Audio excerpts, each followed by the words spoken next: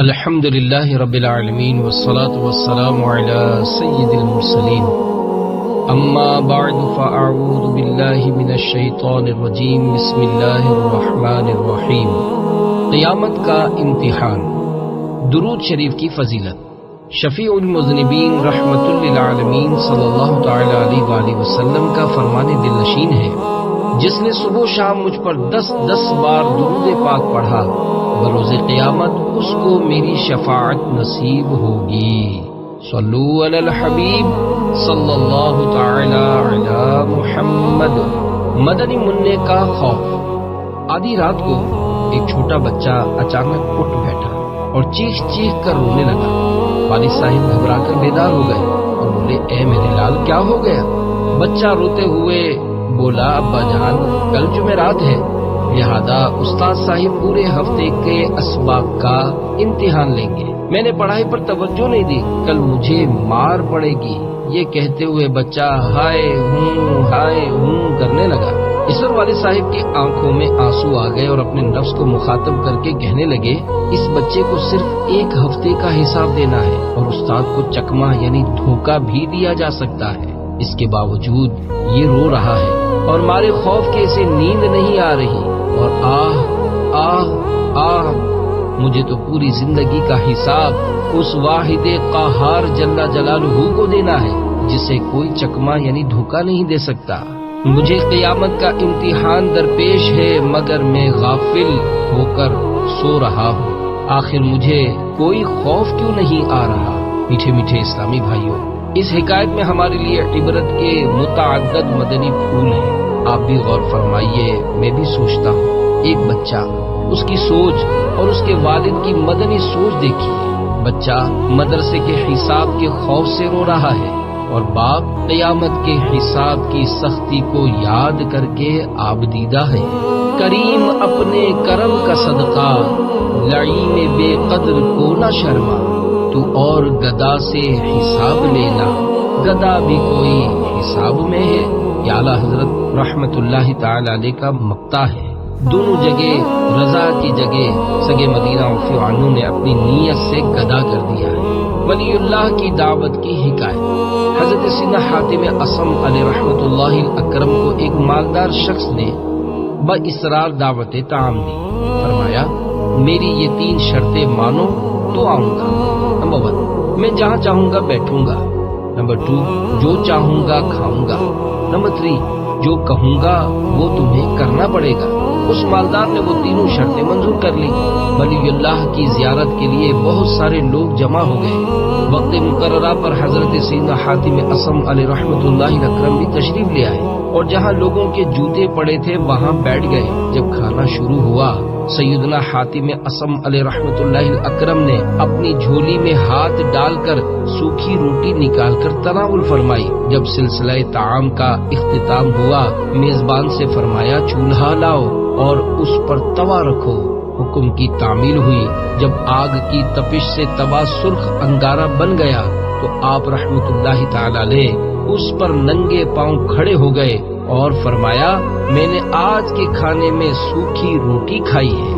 یہ فرما کر توے سے نیچے اتر آئے اور حاضرین سے فرمایا، اب آپ حضرات بھی باری باری اس توے پر کھڑے ہو کر جو کچھ ابھی کھایا ہے اس کا حساب دیجیے۔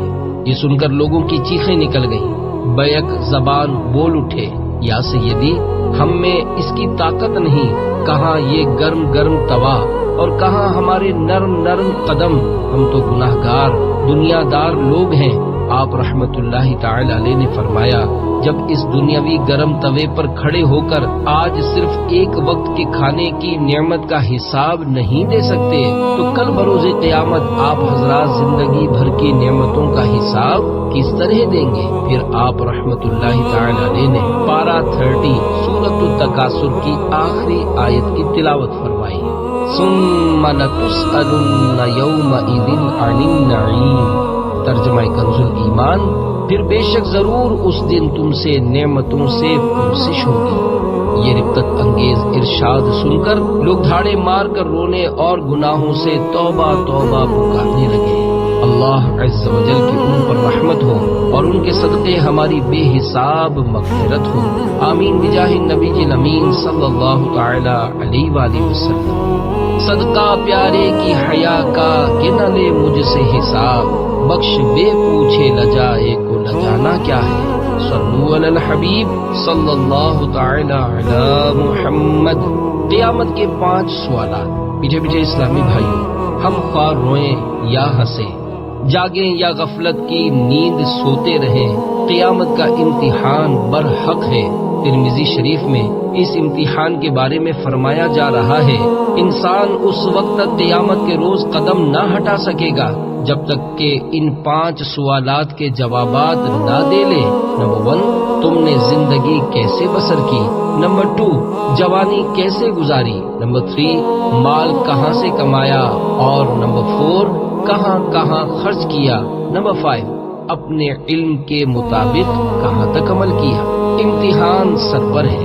آج دنیا میں جس طالب علم کا امتحان قریب آ جائے وہ کئی روز پہلے ہی سے پریشان ہو جاتا ہے، اس پر ہر وقت بس ایک ہی دھن سوار ہوتی ہے، امتحان سر پر ہے۔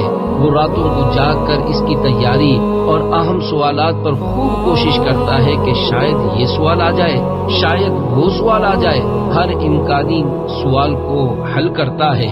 حالانکہ دنیا کا امتحان بہت آسان ہے، اس میں دھاندلی ہو سکتی ہے، رشوت بھی چل سکتی ہے، جبکہ اس کا حاصل فقط اتنا کہ کامیاب ہونے والے کو 1 سال کی ترقی مل جاتی ہے، جبکہ فیل ہونے والے کو جیل میں نہیں ڈالا جاتا، صرف اتنا نقصان ہوتا ہے کہ 1 سال کی ملنے والی ترقی سے اس کو محروم کر دیا جاتا ہے۔ دیکھیے تو صحیح، اس دنیاوی امتحان کی تیاری کے لیے انسان کتنی بھاگ دوڑ کرتا ہے، حتیٰ کہ نیند کشا گولیاں کھا کھا کر ساری رات جاگ کر اس امتحان کی تیاری کرتا ہے۔ مگر افسوس اس قیامت کے امتحان کے لیے آج مسلمان کی کوشش نہ ہونے کے برابر ہے، جس کا نتیجہ کامیاب ہونے کی صورت میں جنت کی نہ ختم ہونے والی ابدی راحتیں اور فیل ہونے کی صورت میں دوزخ کی ہولناک سزائیں۔ پیشتر مرنے سے کرنا چاہیے، موت کا سامان آخر موت ہے۔ مسلمانوں کے ساتھ سازشیں، آج مسلمانوں کے ساتھ زبردست سازشیں ہو رہی ہیں۔ آہستہ آہستہ اسلام کی محبت دلوں سے دور کی جا رہی ہے، عظمت مصطفیٰ صلی اللہ علیہ وآلہ وسلم کو سینوں سے نکالا جا رہا ہے، سنت مصطفیٰ صلی اللہ علیہ وآلہ وسلم کو مٹایا جا رہا ہے۔ جو کچھ ہمارے معاشرے میں ہو رہا ہے اس پر غور تو فرمائیے۔ افسوس، شادیوں اور خوشی کے مواقع پر مسلمان سڑکوں پر ناچتے نظر آ رہے ہیں، شرم و حیا کا پردہ چاک کر دیا گیا ہے۔ ولولا سنت محبوب کا دے دے مالک، آہ فیشن پہ مسلمان مرا جاتا ہے، 1 لاکھ روپیہ انعام۔ بہرحال اسلام دشمن طاقتوں کی یہ سازشیں ابھی سے نہیں عرصے سے چل رہی ہیں کہ پہلے مسلمانوں کو سرکار مدینہ صلی اللہ علیہ وآلہ وسلم کی سنتوں سے دور کر دو، انہیں عیش و عشرت کا عادی بنا ڈالو، پھر جتنا چاہو ان کو بے وقوف بناؤ اور ان پر راج کرو۔ میں سمجھتا ہوں کہ آج کل بمشکل 4 یا 5% مسلمان نماز پڑھتے ہوں گے، یعنی 95%، 95% مسلمان شاید نماز ہی نہیں پڑھتے، اور جتنا نماز پڑھتے ہیں ان میں بھی شاید ہزاروں میں اکا دکا مسلمان ایسا ہوگا جس کو ظاہری و باطنی آداب کے ساتھ نماز پڑھنا آتی ہوگی۔ اس وقت کثیر اجتماع ہے، ان میں ایک سے ایک تعلیم یافتہ ہوگا، کوئی ماسٹر ہوگا تو کوئی ڈاکٹر، کوئی انجینئر ہوگا تو کوئی افسر۔ علماء کرام کے علاوہ لاکھوں عام مسلمانوں کے اجتماع میں اگر 1 لاکھ روپے دکھا کر یہ سوال کیا جائے کہ بتائیے نماز کے کتنے ارکان ہیں، درست جواب دینے والے کو 1 لاکھ روپے انعام دیا جائے گا، شاید لاکھ روپے محفوظ ہی رہیں۔ کیوں؟ اس لیے کہ دنیا کا ایک سے ایک فن سیکھا مگر نماز کے ارکان سیکھنے کی طرف توجہ ہی نہ رہی۔ آج کل نماز پڑھنے والے کو بھی شاید ہی یہ معلوم ہو کہ نماز کے کتنے ارکان ہیں، سجدہ کتنی ہڈیوں پر کیا جاتا ہے، یا وضو میں کتنے فرض ہیں۔ کام دین سے رکھ نہ رکھ دنیا سے کام، پھر نہ سرگرداں آخر موت ہے۔ دولت دنیا کو نفع سمجھا ہے، دین کا ہے نقصان آخر موت ہے۔ باپ کا جنازہ رکھا ہوا ہے، مگر ماڈرن بیٹا منہ لٹکائے دور کھڑا ہے۔ بیچارہ نماز جنازہ پڑھنا نہیں جانتا۔ کیوں؟ اس لیے کہ مرنے والے بد نصیب باپ نے بیٹے کو صرف دنیاوی تعلیم ہی دلوائی تھی، فقط دولت کمانے کے گر سکھائے تھے، 100 کروڑ افسوس نماز جنازہ کا طریقہ نہیں بتایا تھا۔ اگر باپ نے نماز جنازہ سکھائی ہوتی، قرآن پاک کی تعلیم دلوائی ہوتی، سنتوں پر عمل کرنے کی عادت ڈلوائی ہوتی، تو مرنے کے بعد بیٹا دور کیوں کھڑا ہوتا؟ آگے بڑھ کر خود نماز جنازہ پڑھاتا اور خوب ایصال ثواب کرتا۔ اسے تو ایصال ثواب کرنا بھی نہیں آتا۔ ہائے ہائے مرنے والے باپ کی بد نصیبی۔ گھر کے باہر ایصال ثواب، مگر اندر ایک اسلامی بھائی نے مجھے مرکز الاولیاء لاہور کا یہ واقعہ سنایا کہ ہمارا ایک رشتہ دار مال کمانے پاکستان سے باہر گیا اور کما کر اس نے رنگین ٹی وی اور VCR گھر بھیجا، پھر خود جب وطن آیا تو اس کا انتقال ہو گیا۔ اسلامی بھائی کا کہنا ہے کہ میرا بڑا بھائی رشتہ داری کے لحاظ سے مرحوم کے 10ویں میں مرکز الاولیاء لاہور گیا۔ جب گھر کے قریب پہنچا تو دیکھا کہ باہر قرآن خوانی ہو رہی ہے اور فاتحہ کے لیے دیگیں پک رہی ہیں۔ جب گھر کے اندر گیا تو یہ دیکھ کر حیران رہ گیا کہ مرحوم کے بیوی اور بچے VCR پر فلم دیکھنے میں مشغول ہیں۔ گھر کے باہر ایصال ثواب اور مردے کے گھر کے اندر اسی کے لائے ہوئے VCR پر معاذ اللہ عز وجل ارتکاب گناہ ہو رہا تھا۔ ایمان پہ موت بہتر اے نفس تیری ناپاک زندگی سے۔ دین سے دور کیا جا رہا ہے۔ اپنی اولاد سے محبت کرنے والوں، اگر اپنے بچوں کو فلمیں ڈرامے دیکھنے کے لیے ٹی وی اور VCR لے کر دو گے تو شاید وہ تمہاری نماز جنازہ بھی نہ پڑھ پائیں گے، بلکہ قبر پر صحیح معنوں میں فاتحہ بھی نہ پڑھ سکیں گے۔ جن کے پیش نظر قیامت کا امتحان ہوتا ہے، ان کا دل چلتا ہے کہ ہمارے دلوں میں اسلام کی جو تھوڑی بہت محبت ہے وہ بھی نکالی جا رہی ہے۔ دیکھیے اسپین جو کبھی اسلام کا مرکز تھا، وہاں مسجدوں پر تالے ڈال دیے گئے۔ بعض ایسے ممالک بھی ہیں جہاں قرآن شریف پڑھنا تو دور کی بات، رکھنے ہی پر پابندی ہے۔ دشمنان اسلام کی طرف سے یہ سازش کی جا رہی ہے کہ ان مسلمانوں کے دلوں سے دین کی محبت نکال لو۔ بے شک یہ لوگ اپنے آپ کو مسلمان کہیں، لیکن ان کو اندر سے بالکل خالی کر دو۔ کثرت اولاد ثروت پر غرور، کیوں ہے اے ذیشان آخر موت ہے۔ مسلمان کو مسلمان کب چھوڑا ہے؟ ایک پاکستانی عالم کا کسی غیر مسلم مذہبی رہنما سے جو مکالمہ ہوا، اسے اپنے انداز میں عرض کرتا ہوں۔ دوران گفتگو غیر مسلم رہنما نے بتایا کہ پاکستان میں ہمارے مذہب کی تبلیغ پر زر کثیر خرچ ہوتا ہے۔ اس عالم صاحب نے پوچھا، تم لوگوں نے اب تک کتنے فیصد مسلمانوں کا مذہب تبدیل کیا ہے؟ اس نے کہا بہت تھوڑوں کا۔ تو اس عالم نے فاتحانہ انداز میں کہا، اس کا مطلب یہ کہ تمہاری تحریکیں ہمارے ملک میں ناکام ہیں۔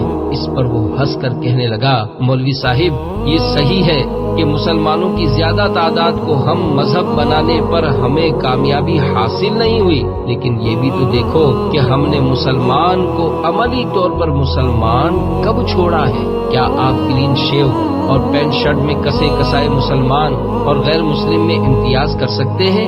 آپ کے ایک ماڈرن مسلمان اور ایک غیر مسلم کو برابر کھڑا کر دیا جائے تو کیا آپ شناخت کر لیں گے کہ ان میں مسلمان کون سا ہے؟ اس پر عالم صاحب لاجواب ہو گئے۔ میٹھے میٹھے اسلامی بھائیوں، یہ حقیقت ہے کہ معاذ اللہ عز وجل ہماری وضاقت اور لباس میں سے اب مسلمانوں کی ظاہری علامتیں تقریباً رخصت ہو چکی، سنتوں سے بے انتہا دوری ہو گئی۔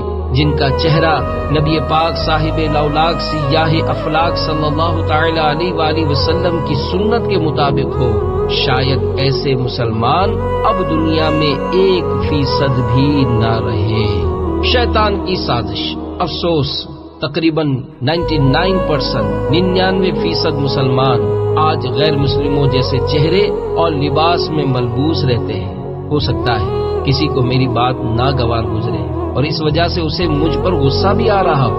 یاد رکھیے یہ بھی شیطان ہی کی ایک سازش ہے کہ جب ان مسلمانوں کو دین کی کوئی بات بتائی جائے تو غصہ آ جائے اور سننے کے بجائے چلتے بنے تاکہ ذہن میں کوئی بھلائی کی بات گھر ہی نہ کر سکے۔ شیطان شاید میری باتوں پر خوب ہنس رہا ہوگا کہ خواہ لاکھوں مسلمان دعوت اسلامی کے مدنی ماحول میں آ گئے ہوں تب بھی اس سے کیا ہوگا؟ دنیا میں کروڑ ایسے ہیں جو داڑھی منڈوا کر یا ایک مٹھی سے گھٹا کر دشمنان اسلام جیسا چہرہ بنائے اور لباس اپنائے ہوئے ہیں۔ آج کل کے بے شمار مسلمانوں کی بے عملی کے باعث غالباً مبلغین دعوت اسلامی سے کہتا ہوگا تم چاہے کتنا ہی زور لگا لو مگر لوگ اب تمہاری باتوں میں آنے والے نہیں۔ میں نے ان کا تہذیب و تمدن یکسر بدل کر رکھ دیا ہے۔ ان کے چہرے اور لباس تمہارے محبوب صلی اللہ علیہ وآلہ وسلم کی سنتوں کے مطابق نہیں بلکہ میرے مت والوں اور جہنم میں میرے ساتھ رہنے والوں جیسے ہی رہیں گے۔ میں ان کو لذات نفسانی میں پھنسائے ہی رکھوں گا۔ سرور دین لیجئے اپنے ناتوانوں کی خبر، نفس و شیطان سیدہ کب تک دباتے جائیں گے۔ گناہوں کے آلات۔ میٹھے میٹھے اسلامی بھائیوں، پہلے پہل ریڈیو پاکستان پر آپ کی فرمائش کے عنوان سے ریڈیو پر گانے سنائے جاتے تھے، مگر ہر کسی کو اپنی مرضی کے مطابق پھر بھی گانا سننا نہیں ملتا تھا۔ پھر ٹیپ ریکارڈر کا سلسلہ چلا اور ہر کوئی اپنی مرضی کے گانے سننے لگا۔ ہو سکتا ہے کہ کوئی کہے میں تو ٹیپ ریکارڈر میں بیان اور نعتیں وغیرہ سنتا ہوں۔ آپ درست فرماتے ہیں، مگر میں اکثریت کی بات کر رہا ہوں۔ یقیناً اب ہزاروں بلکہ لاکھوں میں شاید کوئی مسلمان ایسا ہو جو فقط تلاوت، نعتیں اور بیان سننے کے لیے ٹیپ ریکارڈر خریدتا ہو۔ اکثریت گانے ہی سننے کے لیے لیتے ہیں، بلکہ کئی بار سنتوں کا درد رکھنے والے اسلامی بھائی مجھ سے اپنا دکھ بیان کرتے ہیں کہ ہم جب کبھی آپ کے سنتوں بھرے بیان کی کیسٹ چلاتے ہیں، گھر والے لڑائی کرتے اور زبردستی فلمی گانوں کے کیسٹ چلاتے ہیں، ہماری تذلیل کرتے اور سگے مدینہ عفی عنہ کو بھی برا بلا کہتے ہیں۔ آہ یا رسول اللہ، ٹھکرائے کوئی دھتکارے کوئی، دیوانہ سمجھ کر مارے کوئی، سلطان مدینہ لیجیے خبر، ہوں آپ کے خدمت گاروں میں۔ ٹی وی کب ایجاد ہوا؟ لوگوں کو مزید عیاشیوں میں دھکیلنے کے لیے شیطان نے 1925 میں ٹی وی چلوا دیا۔ شروع میں یہ غیر مسلموں کے پاس ہی تھا، اس کے بعد مسلمانوں کے پاس اور پاکستان میں بھی آ پہنچا۔ ابتداءً شروع میں بڑے بڑے شہروں کے خاص پارکوں وغیرہ میں لگا دیا جاتا تھا اور اس پر لوگوں کی بھیڑ لگی ہوتی تھی۔ پھر آہستہ اس نے گھروں میں گھسنا شروع کر دیا، لیکن ابھی وہ بلیک اینڈ وائٹ تھا۔ اس کے بعد مزید تفریح کے لیے رنگین ٹی وی بھی ایجاد ہو گیا۔ پھر کچھ عرصے بعد پاکستان میں VCR کی آمد ہوئی اور گھروں میں غیر قانونی سینما گھر کھل گئے اور لوگ چھپ کر 10 روپے میں فلمیں دیکھنے لگے۔ انہی دنوں اخباروں میں یہ خبر آئی کہ کراچی کے لیے VCR کے اتنے لائسنس جاری کر دیے گئے۔ اب فلمیں دیکھنے کا جو جرم لوگ رشوتیں دے کر اور چھپ کر کرتے تھے، اسی گناہ کو معاذ اللہ عز و جل قانونی تحفظ حاصل ہو گیا اور طرح کی گناہوں بھری گندی فلموں کی نحوستیں لیے VCR گھر آ گیا۔ یاد رکھیے، اگر ملکی قانون کسی گناہ کو جائز کر دے تو وہ جائز نہیں ہو جاتا۔ کب گناہوں سے کنارہ میں کروں گا یا رب، نیک کب اے میرے اللہ بنوں گا یا رب۔ جہنم میں کودنے کی دھمکی۔ ایک بار کسی نوجوان نے سگے مدینہ عفی عنہ سے کہا، میں نے باب المدینہ کراچی کے علاقے رنچھوڑ لائن میں ہونے والے دعوت اسلامی کے ایک اجتماع میں سنت و بھرا بیان سن کر داڑھی مبارک کی سنت اپنے چہرے پر سجا لی۔ میری ماں مجھے داڑھی رکھنے سے منع کرتی اور دھمکی دیتی ہے کہ اگر تم نے داڑھی نہیں کاٹی تو میں زہر کھا کر مر جاؤں گی۔ یہ نوجوان کوئی کافر زادہ نہیں، مسلمان کا لڑکا تھا۔ اس کی مسلمان کہلانے والی ماں اسے سنتوں سے روکتے ہوئے خودکشی کی دھمکی دیتی تھی، گویا کہتی تھی بیٹا داڑھی منڈوا دے ورنہ جہنم میں چھلانگ لگا دوں گی۔ مسلمان کہلانے والوں کی سنتوں سے اس قدر دوری، الامان والحفیظ۔ وہ دور آیا کہ دیوانہ نبی کے لیے ہر ایک ہاتھ میں پتھر دکھائی دیتا ہے۔ میٹھے میٹھے اسلامی بھائیوں، یاد رہے داڑھی منڈانا یا ایک مٹھی سے گھٹانا دونوں گناہ حرام اور جہنم میں لے جانے والے کام ہیں، اور ماں باپ اگر کسی گناہ کا حکم دیں تو ان کی وہ بات نہیں مانی جائے گی کہ حدیث پاک میں ہے، یعنی اللہ عز و جل کی نافرمانی میں کسی کی اطاعت جائز نہیں، اطاعت تو صرف نیکی کے کاموں میں ہے۔ نیز جو ماں باپ اپنی اولاد کو داڑھی رکھنے سے روکتے ہیں ان کو اس سے باز رہنا ضروری ہے کہ داڑھی بڑھانا سنت رسول اور ایک عظیم الشان نیکی ہے۔ نیکی اور بھلائی سے روکنا مسلمانوں کا نہیں غیر مسلموں کا شیوا ہے۔ چنانچہ بہت بڑے گستاخ رسول ولید بن مغیرہ کے جو 10 عیوب قرآن کریم میں ذکر کیے گئے ہیں ان میں سے ایک عیب یہ بھی ہے، مناع للخیر، ترجمہ کنز الایمان، بھلائی سے بڑا روکنے والا۔ جاہل پروفیسر۔ بعض لوگ کہتے ہیں ٹی وی کے چینلوں پر اچھی باتیں بھی آتی ہوں گی، مگر مجھے کہنے دیجئے کہ اس ٹی وی کے گناہوں بھرے اور غیر ذمہ دار چینلز نے در حقیقت خوفناک طوفان بدتمیزی کھڑا کر دیا ہے اور اسلامی معاشرے کو تباہی کے گہرے گڑھے میں جھونک دیا ہے۔ کہتے ہیں ٹی وی کے کسی چینل پر ایک بار کوئی پروفیسر آیا تھا، سوال جواب ہو رہے تھے، اتنے میں داڑھی کا سوال آیا۔ جواباً اس نے کہا داڑھی رکھو تو بھی ٹھیک، نہ رکھو تو بھی ٹھیک، داڑھی نہ رکھنا کوئی گناہ نہیں۔ اب تو بعض والدین نے اپنے نوجوان بیٹوں پر اور بھی بگڑنا اور اول فول بکنا شروع کر دیا کہ تم دعوت اسلامی والوں نے اپنے اوپر کیا کیا سختیاں مسلط کر لی ہیں۔ اتنا بڑا پروفیسر ٹی وی پر آیا اور اس نے کہا کہ داڑھی نہ رکھنا گناہ نہیں اور تم لوگ کہتے ہو گناہ ہے۔ دین کے معاملے میں معلومات سے کورے اس جاہل پروفیسر کے اس غیر شرعی اور مگر بے عمل لوگوں کے نفس کو بھانے والے جواب نے نہ جانے کتنے مسلمانوں کے ذہن خراب کر دیے۔ خیر، عشق رسول سے لبریز دل سے یہی صدا آتی ہے، مجھے پیارا وہ لگتا ہے، مجھے میٹھا وہ لگتا ہے، امامہ سر پہ اور چہرے پہ جو داڑھی سجاتا ہے۔ نفس و شیطان کے خلاف جہاد۔ میٹھے میٹھے اسلامی بھائیوں، دیکھا آپ نے کیسی چالاکی کے ساتھ اسلام کی جڑوں کو کھوکھلا کیا جا رہا ہے۔ کیا ہم کچھ نہیں کر سکتے؟ کیوں نہیں کر سکتے؟ دل تو جلا سکتے ہیں اور اس طرح ثواب تو کما سکتے ہیں۔ انشاءاللہ عز و جل نفس و شیطان کے خلاف ہماری جنگ جاری رہے گی۔ سنتیں عام کریں، دین کا ہم کام کریں، نیک ہو جائیں مسلمان مدینے والے۔ داڑھی منڈانا حرام ہے۔ میرے آقا اعلی حضرت امام اہل سنت مولانا شاہ امام احمد رضا خان علیہ رحمت الحنان نے اپنے رسالے لمعۃ الضحیٰ فی اعفاء الضحیٰ میں آیات مقدسہ، احادیث مبارکہ اور بزرگان دین رحمہم اللہ المبین کے اقوال شریفہ کی روشنی میں داڑھی بڑھانا واجب اور منڈانا یا کتروا کر ایک مٹھی سے کم کر دینا حرام ثابت کیا ہے۔ داڑھی رکھنے کی اہمیت پر مکتبۃ المدینہ کے رسالے کالے بچھو 24 صفحات کا ضرور مطالعہ کیجیے۔ اگر خدا نخواستہ آپ نے داڑھی نہیں رکھی تو انشاءاللہ عز و جل توبہ کر کے مدنی چہرے والے بن جائیں گے۔ سکرات کا دل ہلا دینے والا تصور۔ میٹھے میٹھے اسلامی بھائیوں، کبھی تنہائی میں بیٹھ کر سوچیے کہ ایک وقت سکرات کا بھی آنا ہے، روح جسم سے جدا ہو رہی ہوگی، موت کے جھٹکوں پر جھٹکے آ رہے ہوں گے، اور جھٹکے بھی ایسے کہ حدیث پاک میں ہے موت کا جھٹکا تلوار کے 1000 وار سے سخت تر ہے۔ ہائے ہائے، میرا کیا بنے گا؟ میں تو دنیا کی رنگینیوں میں کھویا رہا ہوں، بہتر سے بہترین لذتوں والی غذاؤں اور دنیاوی نعمتوں کا شوقین رہا ہوں، جبکہ روایت میں آیا ہے بے شک سکرات موت کی شدت دنیا کی لذت کے مطابق ہے، تو جس نے لذتیں اٹھائیں اسے نزع کی تکلیف بھی زیادہ ہوگی۔ پھر وہ وقت بھی آ ہی جائے گا کہ میرے نام کا شور پڑا ہوگا کہ اس کا انتقال ہو گیا، جلدی جلدی غسال کو لے آؤ۔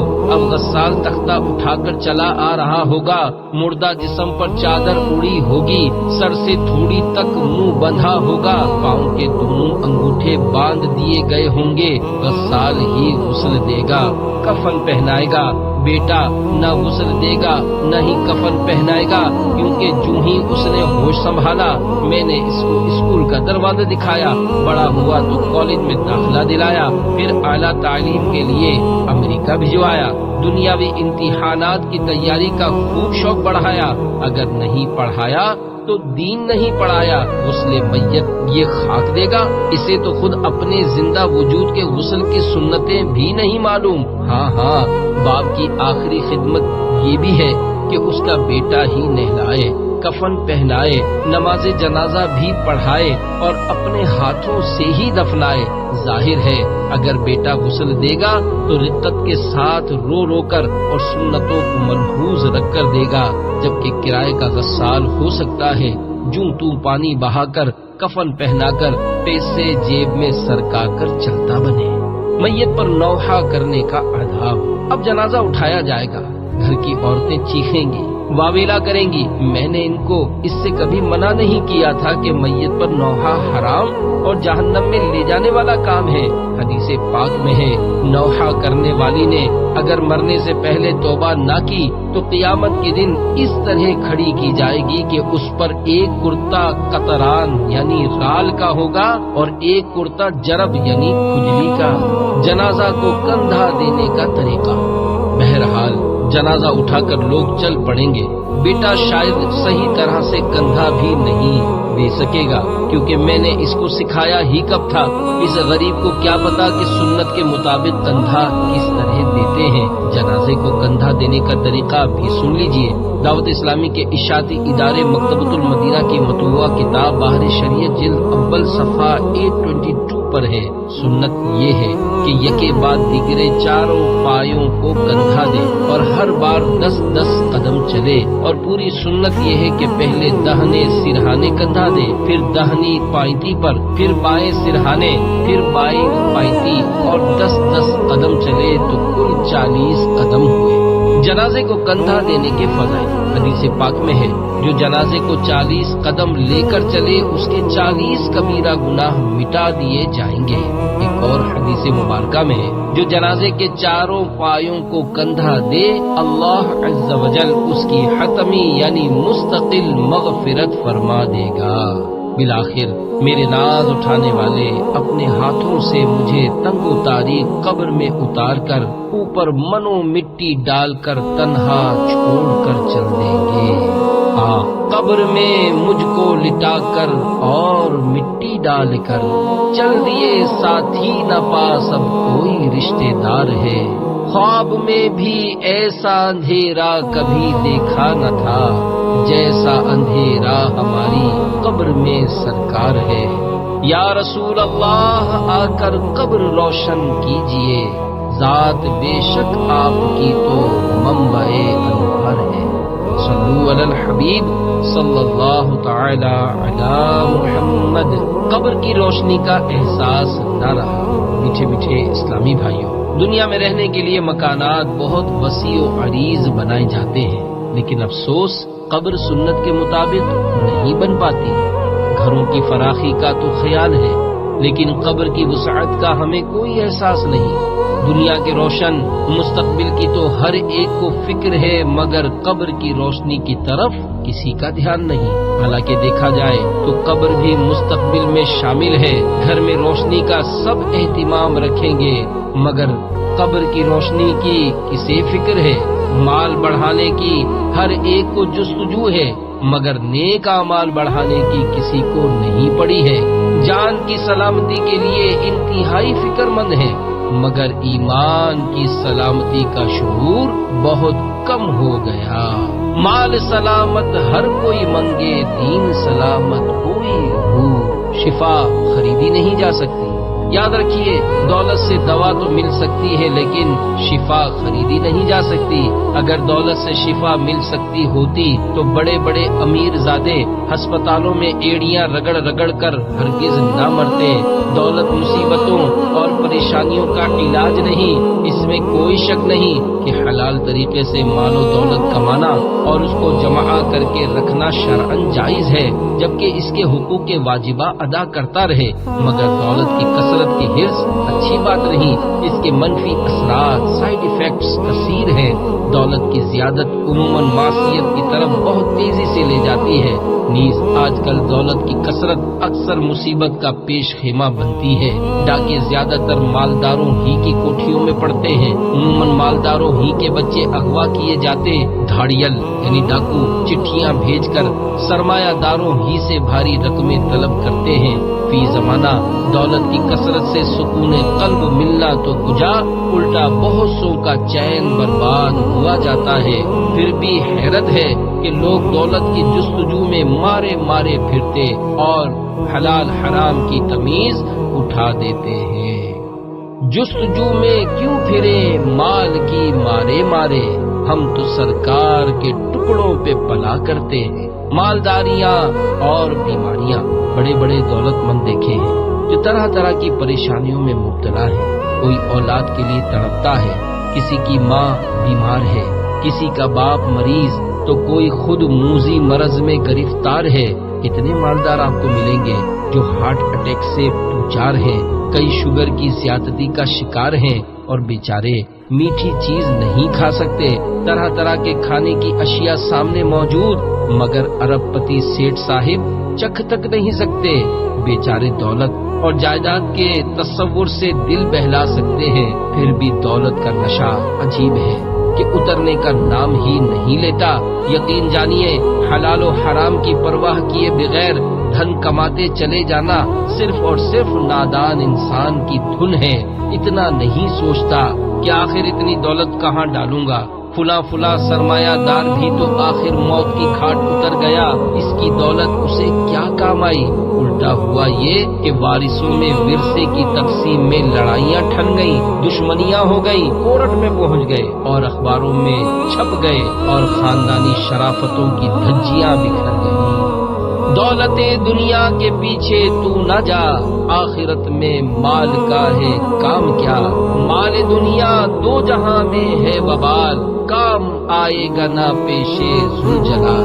قبر کے سوال و جواب۔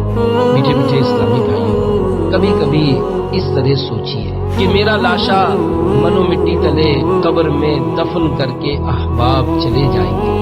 یہ خوشنما گلستان، لہلہاتی کھیتیاں، نئے ماڈل کی چمکیلی گاڑیاں، عالی شان کوٹھیاں وغیرہ کچھ بھی کام نہیں آئے گا۔ دو خوفناک شکلوں والے فرشتے منکر نکیر قبر کی دیواریں چیرتے ہوئے تشریف لائیں گے۔ لمبے لمبے سیاہ بال سر سے پاؤں تک لٹک رہے ہوں گے، آنکھیں آگ برسا رہی ہوں گی۔ اب امتحان شروع ہوگا، پیار سے نہیں بلکہ وہ جھڑک کر اٹھائیں گے اور انتہائی سخت لہجے میں سوالات فرمائیں گے۔ نمبر 1، مر ربو کا یعنی تیرا رب کون ہے۔ نمبر 2، ماں دینو کا یعنی تیرا دین کیا ہے۔ نمبر 3، پھر ایک سہنی موہنی صورت دکھائی جائے گی جس پر فدا ہونے کے لیے ہر عاشق تڑپتا ہے۔ وہ دلربا صورت دکھا کر پوچھا جائے گا، ما کنت تقول فی ھذا الرجل، یعنی ان کے بارے میں تو کیا کہتا تھا۔ اے نمازیوں، اے ماں باپ کے فرما برداروں، اے رشتہ داروں سے حسن سلوک کرنے والوں، اے صرف حلال روزی کمانے والوں، اے ایک مٹھی داڑھی سجانے والوں، اے سر پر سنت کے مطابق زلفیں بڑھانے والوں، اے اپنے سروں پر امامہ شریف کے تاج سجانے والوں، اے سنتوں کی تربیت کے لیے مدنی قافلوں میں سنتوں بھرا سفر فرمانے والوں، اے روزانہ فکر مدینہ کے ذریعے مدنی انعامات کا رسالہ پر کر کے ہر ماہ جمع کرانے والوں، انشاءاللہ عز و جل آپ ضرور کامیاب ہو جائیں گے۔ خدا و مصطفیٰ عز و جل و صلی اللہ علیہ وآلہ وسلم کے کرم سے آپ کے جوابات یہ ہوں گے، ربی اللہ یعنی میرا رب اللہ عز و جل ہے، دینی الاسلام یعنی میرا دین اسلام ہے۔ دلربا صورت والے کی طرف اشارہ کر کے کہیں گے، ہوا رسول اللہ، یہ تو میرے میٹھے میٹھے آقا محمد الرسول اللہ صلی اللہ علیہ وآلہ وسلم ہے، اور جھوم جھوم کر کہہ رہے ہوں گے، سرکار کی آمد مرحبا صلی اللہ تعالی علیہ وآلہ وسلم، دلدار کی آمد مرحبا صلی اللہ تعالی علیہ وآلہ وسلم۔ قبر میں سرکار آئے تو میں قدموں میں گروں، اگر فرشتے بھی اٹھائیں تو میں ان سے یوں کہوں، ان کے پائے ناز سے میں اے فرشتوں کیوں اٹھوں؟ مر کے پہنچا ہوں یہاں اس دل ربا کے واسطے۔ اے صلاۃ و سلام پر چھونے والوں، نام محمد صلی اللہ تعالی علیہ وآلہ وسلم سن کر انگوٹھے چومنے والوں، جب سرکار مدینہ صلی اللہ تعالی علیہ وآلہ وسلم جلوہ دکھا کر واپس تشریف لے جانے لگیں گے تو بے قرار ہو کر بے ساختہ زبان پر جاری ہو جائے گا، دل بھی پیاسا، نظر بھی ہے پیاسی، کیا ہے ایسی بھی جانے کی جلدی؟ ٹھہرو ٹھہرو ذرا جانے عالم، ہم نے جی بھر کے دیکھا نہیں ہے۔ میٹھے میٹھے اسلامی بھائیوں، آخری سوال کا جواب دینے کے بعد جہنم کی کھڑکی کھلے گی اور معن یعنی فوراً بند ہو جائے گی، اور جنت کی کھڑکی کھلے گی اور کہا جائے گا اگر تو نے درست جوابات نہ دیے ہوتے تو تیرے لیے وہ دوزخ کی کھڑکی تھی۔ یہ سن کر اسے خوشی بالائے خوشی ہوگی، اب جنتی کفن ہوگا، جنتی بچھونا ہوگا، قبر تا حد نظر وسیع ہوگی اور مزے ہی مزے ہوں گے۔ قبر میں لہرائیں گے تا حشر چشم نور کے، جلوہ فرما ہوگی جب طلعت رسول اللہ کی۔ جوابات قبر میں ناکامی کے اسباب، خدا نہ خواستہ نمازیں ضائع کرتے رہے، جھوٹ بولتے رہے، غیبت کرتے رہے، حرام روزی کماتے رہے، فلمیں ڈرامے دیکھتے دکھاتے اور گانے باجے سنتے سناتے رہے، مسلمانوں کا دل دکھاتے رہے، اگر رب عز و جل ناراض ہو گیا اور اس کے محبوب صلی اللہ علیہ وآلہ وسلم روٹھ گئے، اگر گناہوں کی نحوست کے باعث معاذ اللہ عز و جل ایمان برباد ہو گیا تو پھر ہر سوال پر منہ سے یہی نکلے گا ہی ہاتا لا ادری، ہائے افسوس مجھے تو کچھ نہیں معلوم، ہائے جب سے آنکھ کھلی ٹی وی پر نظر تھی، جب سے کانوں نے سنا تو فلمی گانے ہی سنے، مجھے کیا معلوم خدا عز و جل کیا ہے، مجھے کیا پتا دین کیا ہے۔ میں نے تو دنیا میں اپنی آمد کا مقصد صرف اسی کو سمجھا تھا کہ بس جیسے بن پڑے مال کماؤ اور بیوی بچوں کو نبھاؤ۔ اگر کبھی کسی نے میری آخرت کی بہتری کی خاطر مجھے سنتوں بھرے اجتماع میں شرکت یا مدنی قافلے میں سفر کی دعوت دی بھی تو یہ کہہ کر ٹال دیا تھا کہ سارا دن کام کر کر کے تھک جاتا ہوں، وقت ہی نہیں ملتا۔ اسلامی بھائیوں، جیتے جی تو یہ جواب چلتا رہے گا، کاروبار چمکتا رہے گا اور بینک بیلنس بڑھتا رہے گا، لیکن یاد رکھیے سیٹھ جی کو فکر تھی ایک ایک کے 10 کیجئے، موت آ پہنچی کہ مسٹر جان واپس کیجئے۔ بہرحال جس کا ایمان برباد ہو چکا تھا اس سے آخری سوال کر لینے کے بعد جنت کی کھڑکی کھلے گی اور فوراً بند ہو جائے گی، پھر جہنم کی کھڑکی کھلے گی اور کہا جائے گا اگر تو نے درست جواب دیے ہوتے تو تیرے لیے وہ جنت کی کھڑکی تھی۔ یہ سن کر اسے حسرت بالائے حسرت ہوگی، جہنم کی طرف دروازے سے اس کو گرمی اور لپٹ پہنچے گی، اسے آگ کا لباس پہنایا جائے گا، اس کے لیے آگ کا بستر بچھایا جائے گا، اس پر عذاب دینے کے لیے 2 فرشتے مقرر ہوں گے جو اندھے اور بہرے ہوں گے، ان کے ساتھ لوہے کا گرز ہوگا کہ پہاڑ پر اگر مارا جائے تو خاک ہو جائے، اس ہتھوڑے سے اس کو مارتے رہیں گے، نیز سانپ اور بچھو اسے عذاب پہنچاتے رہیں گے، نیز اعمال اپنے مناسب شکل پر متشکل ہو کر کتا یا بھیڑیا یا اور شکل کے بن کر اس کو ایذا پہنچائیں گے۔ آج مچھر کا بھی ڈنک آہ سہا جاتا نہیں، قبر میں بچھو کے ڈنک کیسے سہے گا بھائی۔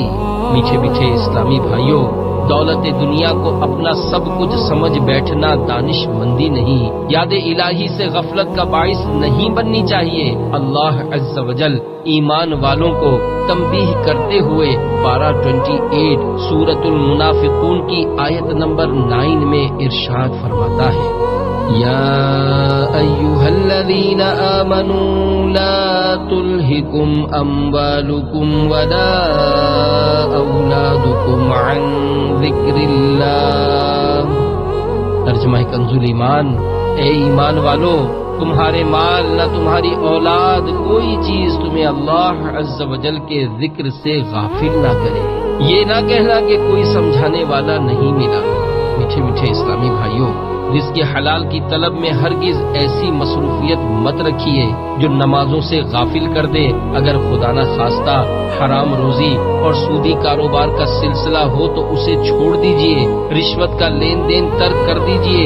دیکھیے، مرنے کے بعد یہ نہ کہنا کہ ہمیں کوئی سمجھانے والا نہیں ملا تھا۔ طرح طرح کے گناہوں میں رچے بسے رہنے والوں کو ڈر جانا چاہیے کہ اگر گناہوں کے سبب ایمان برباد ہو گیا تو کیا بنے گا۔ اللہ عز و جل پارہ 24 سورۃ الزمر آیت نمبر 54 میں ارشاد فرماتا ہے، وَأَنِيبُوا إِلَىٰ رَبِّكُمْ وَأَسْلِمُوا لَهُ مِن قَبْلِ أَن يَأْتِيَكُمُ الْعَذَابُ ثُمَّ لَا تُنصَرُونَ۔ ترجمہ کنز ایمان، اور اپنے رب عز و جل کی طرف رجوع لاؤ اور اس کے حضور گردن رکھو قبل اس کے کہ تم پر عذاب آئے پھر تمہاری مدد نہ ہو۔ یا الہی میرا ایمان سلامت رکھنا، دونوں عالم میں خدا سایہ رحمت رکھنا۔ ہم چھوٹے ہوتے جا رہے ہیں۔ میٹھے میٹھے اسلامی بھائیوں، زندگی کا کیا بھروسہ؟ آپ کی صحت لاکھ اچھی ہو مگر کیا آپ نہیں جانتے کہ یکایک زلزلہ آ جاتا ہے، یا بسیں، کاریں اور ریل گاڑیاں الٹ جاتی ہیں، اچانک بم دھماکہ ہوتا اور لاشوں کے ڈھیر لگ جاتے ہیں۔ اگر فضا میں طیارہ پھٹ جائے پھر لاشوں کی شناخت بھی دشوار ہو جاتی ہے۔ عہدہ اور منصب کچھ بھی کام نہیں آتا، آدمی ایک جھٹکے میں مر جاتا ہے۔ یہ انمول سانس جلدی جلدی نکل رہے ہیں، جو ایک بار نکل جاتا ہے پلٹ کر نہیں آتا۔ یقیناً ہر سانس موت کی جانب ایک قدم ہے۔ آپ کہتے ہیں کہ میرے بیٹے کی 12ویں سالگرہ ہے، سمجھتے ہیں کہ میرا بیٹا بڑا ہو گیا ہے۔ اگر گہرائی میں دیکھیں تو آپ کا بیٹا بڑا نہیں چھوٹا ہوتا جا رہا ہے۔ مثلاً اس نے دنیا میں 25 برس زندہ رہنا تھا تو اس میں سے 12 سال کم ہو چکے اور گویا وہ آدمی زندگی گزار چکا۔ یقیناً ہم سبھی رفتہ رفتہ موت کے قریب ہوتے جا رہے ہیں، ہم سب کی عمریں گھٹتی جا رہی ہیں، یوں ہم سب بڑے نہیں چھوٹے ہوتے جا رہے ہیں۔ گھڑی کا گزرنے والا ہر گھنٹہ ہماری عمر کے 1 گھنٹے کے کم ہو جانے کی اطلاع دیتا ہے۔ غافل تجھے گھڑیال یہ دیتا ہے منادی، گردون گھڑی عمر کی ایک اور گھٹا دی۔ دنیاوی امتحان کی اہمیت۔ میٹھے میٹھے اسلامی بھائیوں، قبر کے امتحان سے گزر کر قیامت کے امتحان سے سابقہ پڑھنا ہے۔ 100 کروڑ افسوس ہمارے پاس اس کی کوئی تیاری نہیں۔ البتہ ملازمت کی خاطر انٹرویو میں کامیابی حاصل کرنے کے لیے، نیز اسکول یا کالج کے امتحان میں پاس ہونے کے لیے ایڑی چوٹی کا زور لگایا جاتا ہے۔ اس مقولے من جدہ وجدہ، یعنی جس نے کوشش کی اس نے پا لیا کے مصداق۔ اگر صرف دنیاوی امتحان کے لیے کوشش کی بھی تو ہو سکتا ہے دنیا میں عارضی خوشیاں نصیب ہو جائیں، لیکن قیامت کا امتحان کا کیا ہوگا؟ یقیناً ایک دن مرنا اور قبر اور آخرت کے امتحانات سے گزرنا ہے۔ ان امتحانات میں نہ دھوکہ چلے گا اور نہ ہی رشوت، دوبارہ موقع بھی نہیں ملے گا۔ یہ سب کچھ جاننے کے باوجود لوگوں کی دنیاوی امتحان کی طرف تو توجہ ہے مگر قیامت کے امتحان سے سراسر غفلت ہے۔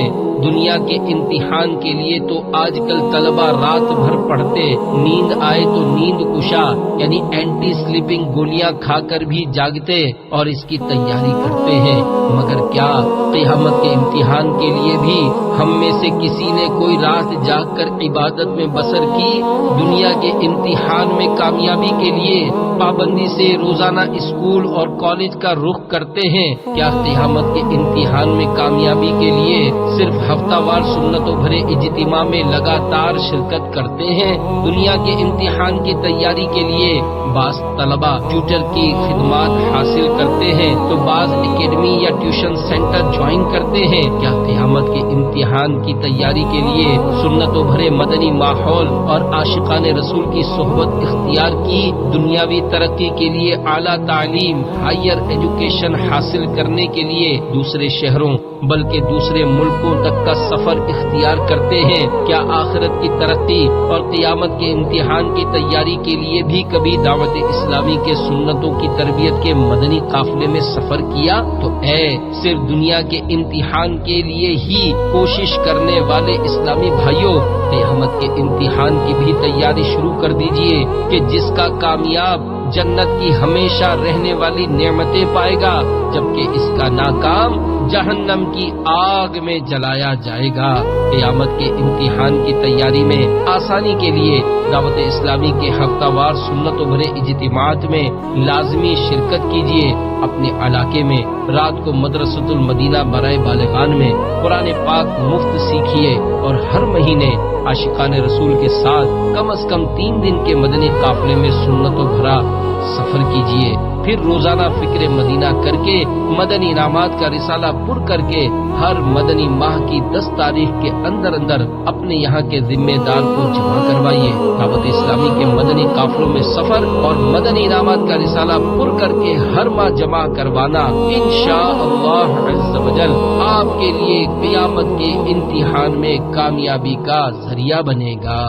لوٹنے رحمتیں قافلے میں چلو، پاؤ گے برکتیں قافلے میں چلو، ہوں گی حل مشکلیں قافلے میں چلو، دور ہوں آفتیں قافلے میں چلو۔ میٹھے میٹھے اسلامی بھائیوں، بیان کو اختتام کی طرف لاتے ہوئے سنت کی فضیلت اور چند سنت اور آداب بیان کرنے کی سعادت حاصل کرتا ہوں۔ تاجدار رسالت شہنشاہ نبوت مصطفیٰ جان رحمت، شمع بزم ہدایت، نوشع بزم جنت صلی اللہ تعالی علیہ وآلہ وسلم کا فرمان جنت نشان ہے، جس نے میری سنت سے محبت کی اس نے مجھ سے محبت کی، اور جس نے مجھ سے محبت کی وہ جنت میں میرے ساتھ ہوگا۔ سینہ تیری سنت کا مدینہ بنے آقا، جنت میں پڑوسی مجھے تم اپنا بنا۔ صلو علی الحبیب صلی اللہ تعالی علی محمد۔